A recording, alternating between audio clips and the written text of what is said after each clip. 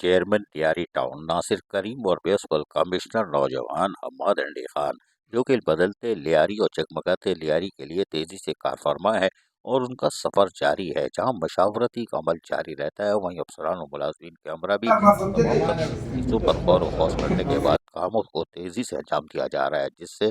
बदलता लियारी और जगमगाता लियारी तेजी का सफर जारी है। और आज भी यही देख सकते हैं आप, ये किस तरह ये लियारी की एक तस्वीर देखें, कराची का शहर लियारी, इसमें खूबसूरत मोनूमेंट की तैयारी का काम तेजी से जारी है। गुज़िश्ता रोज़ भी हमने बताया था कि मुख्तलिफ मोनूमेंट्स के इफ्तिताही प्रोग्राम भी इनकाद किए जाते रहे हैं, जहाँ पर यकीनी तौर पर